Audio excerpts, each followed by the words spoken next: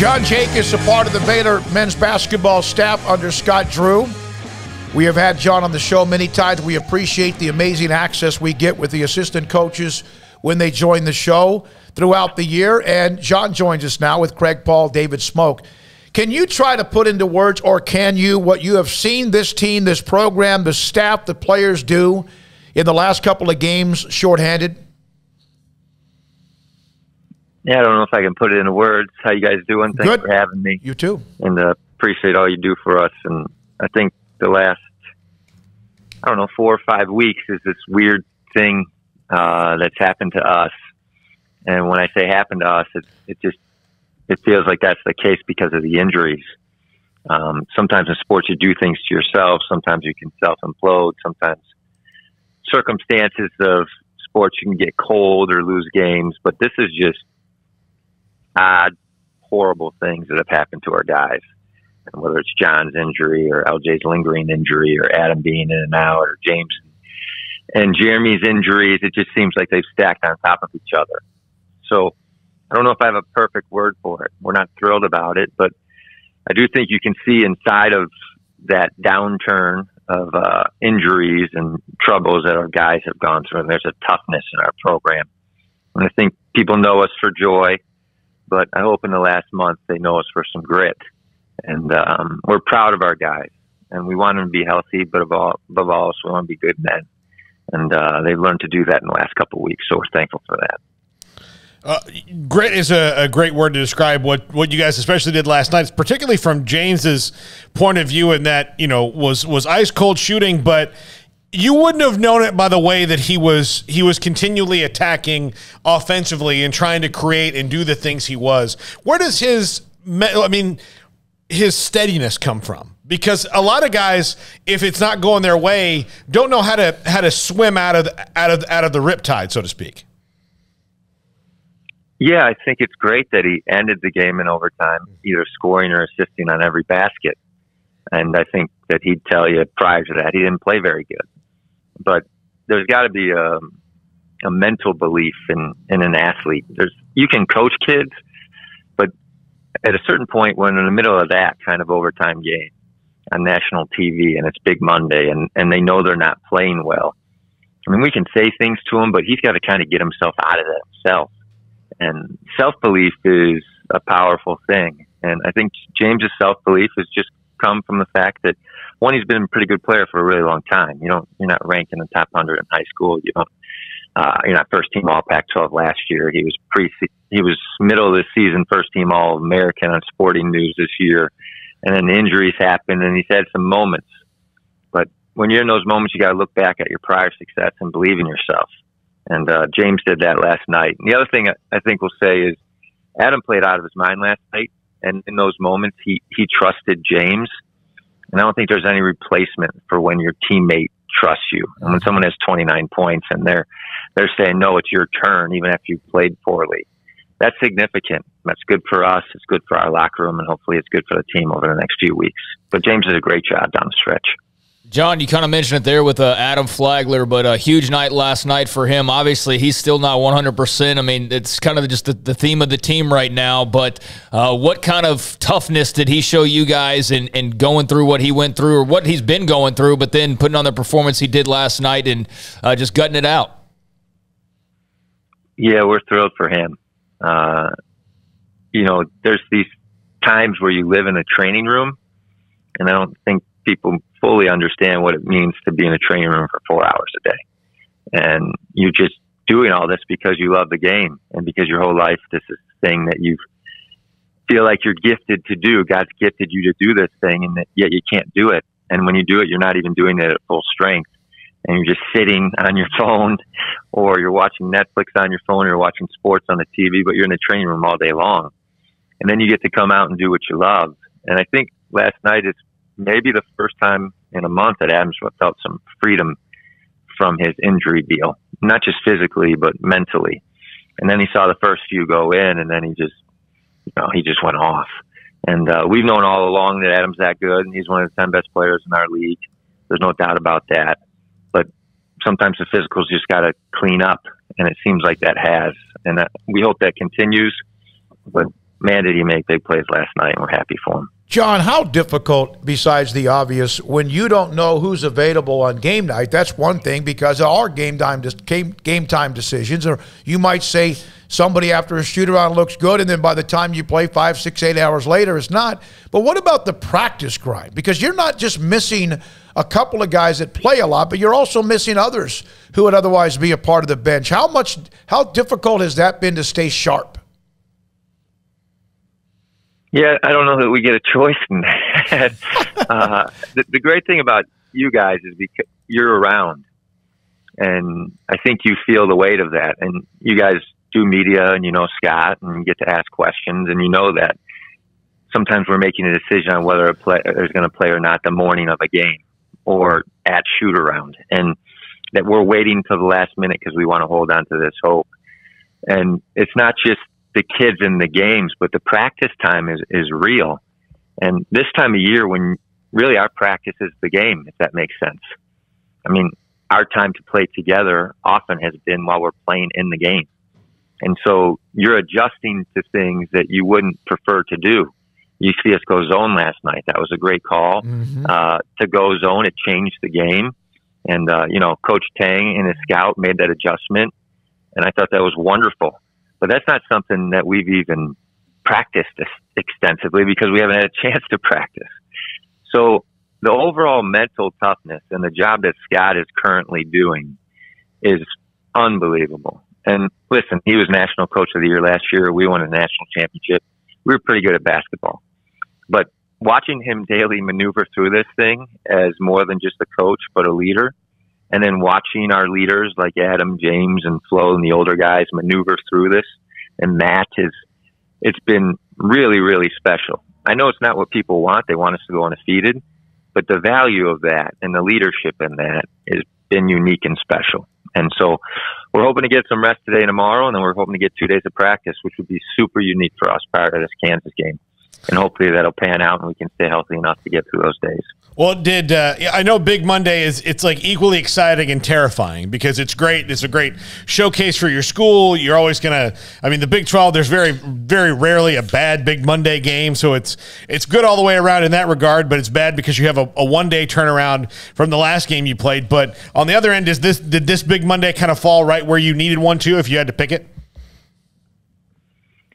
Yeah, it does a couple of things for you. We have 2 Big Mondays back-to-back, so we'll play at Texas next Monday.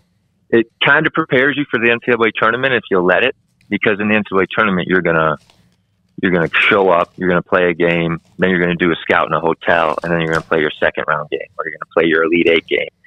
So you're kind of getting into this situation where you're in this every other day game when you get to the NCAA tournament. So in that case, the whole Saturday, Monday thing is actually really good for us scouting-wise, especially with counting on freshmen like we are with Jeremy and Kendall and new guys like Dale. So that's a blessing. But then if you can get 2-0 and get your 2 days off, I think what you're saying is that ends up being really beneficial. So because we won yesterday, you're able to kind of reset for a day, watch film, and then get ahead of schedule. So this felt perfect for our game on Saturday. We'll hopefully use the 4 days really wisely. But as much as we need to use those 4 days wisely, we also need to get used to the every other day thing by the time we get to the NCAA tournament. John, you mentioned some of the younger guys or guys having to play more. What's that like having to balance that, and how do you feel those players have adjusted to being counted on more in this time?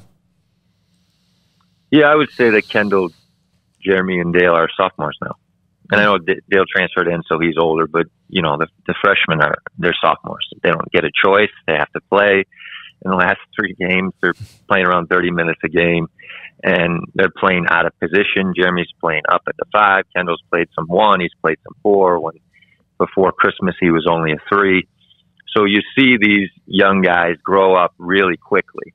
And there's moments like the game prior was maybe Jeremy's best game of the year. And then you see in Oak State, he's got to fight through some things. And at the end, if they can let that and we can let that be a positive, hopefully by the time we get to the tournament, the mileage and the minutes doubles down and they end up being older than they really are. Because both of them don't turn 19 till this summer. So they've been really special for us to kind of live in this top 10 program with this amount of pressure and log those minutes with such little practice time and get better while they go along. We're really thankful for them and the fact that they've been able to do that. They have both played 66 minutes in the last 2 games. Akinjo, 78, and then Flo, that's 63 for him. And then Flagler had 41 last night, and heck, Bronner 50, and Meyer 52. Was Matt somewhat under the weather and gutted it out himself without us knowing anything about it? No, I think we're always tired, though. I think the Saturday-Monday thing hits different people differently. Right. I think it comes down to matchups and foul scenarios, situations, when we do go zone, when we don't go zone. But at this point, it's all hands on deck, and everyone is playing. And I thought the depth of our team was our strength when we were playing 8 or 9, and we're 18-0 and all of that. And now I think the strength of our team is our heart. And those guys were exhausted last night. Yeah. You don't play Saturday, get on a plane, lay down all day, play Monday, and log that kind of minutes without having to really, really fight through some things. So you can't measure a man's heart, like the Rockets used to say, the heart of a champion. It's hard to measure. And last night there was probably 10 to 15 times they could have just quit, and they chose not to. So they deserve this rest, and we'll take it, and then hopefully we can go into Saturday refreshed. Can you try to explain, because he probably doesn't get nearly enough time and doesn't want it, what Dave Snyder has been able to do during this time as well? Yeah, that's a great question and a really kind question. And Scott Drew walked into the locker room after he was done with his media last night, and he looked Dave in the eye in front of the rest of the staff, and he said, "You were the MVP tonight." And I'd go a step farther. His wife is probably the MVP, because the number of hours David spent in that training room with our guys, not going home, see his young kids, and sacrificing for the group as a whole has been really just unique. I mean, huge servant this last month, and hours upon hours helping our guys, and extra MRIs, extra x-rays, driving around back and forth from the hospital. He's been special. And Adam plays last night in part because of Dave's treatment and consistency in Adam's recovery. So we're really thankful for that. And it takes a village to raise young men, and our trainer's been part of that village. So Dave's done a great job. John, I know y'all are getting plenty of Big Monday experience, but what's it like to have College Game Day coming back to Waco? How big is that for the program? Oh, I think it's great. I think sometime in Scott Drew's future, he might be on that show full time. He knows how to light up the stage. Yeah. He's pretty good. And I think they love coming here because of the way the program from Mac Roads all the way through treats them, whether it's the Magnolia or the dinners or where they stop in. There's this whole thing that goes around game day. That's much bigger than just the game. And I think Baylor's done a good job of hosting that, but also being part of it. And if you're part of that in back-to-back years, it means your program's pretty special. And when you look at football game days and basketball game days, it just shows the health of our athletic department as a whole. So we're really thankful. It means you're inside the top 10 and you have a home game, and we have both those things against Kansas on Saturday. So hopefully that's a celebration for our guys, but more than anything, it's a celebration for Baylor athletics and the success that we found as a group. John, if you don't mind, one more question on the freshmen, Sochan and Kendall Brown. They're not the ones, sure. They didn't stand up at some point in their life and said, I'm a one and done. I'm an NBA prospect. It's their talent. It's who they are. It's who they've competed against, who they've played for, and all the other. Are there times when it's almost, and they're both absolutely elite players, is that sometimes a burden when someone says you're could be a one and done or an NBA prospect coming out of high school? Yeah, I think it is a burden. And if you're being fair, I think these kids are growing up in a time that was very different than when you and I grew up and played sports. And there's this social media thing that just exasperates and speeds up almost everything in life. And it makes it really hard to enjoy your process. And when you take that and then you just add one little phrase to it, one and done, you can just take that thing and shoot it through the roof times 100. And for them to kind of withstand and live in that and be as mature and as bought into Baylor as they have been is really special. And it shows some mental strength. And that same mental strength is why they'll probably make it in the NBA for a decade. Because so much about making the NBA isn't about the gifting of being one and done. It's about the mental strength to survive, what it means to be a professional athlete. And both those kids have that. And we want to serve our older guys. We want to serve our one and dones. We want to serve our walk-ons. Everybody's part of our family. But there is something unique about holding the weight of that phrase as a one and done kid. Yep.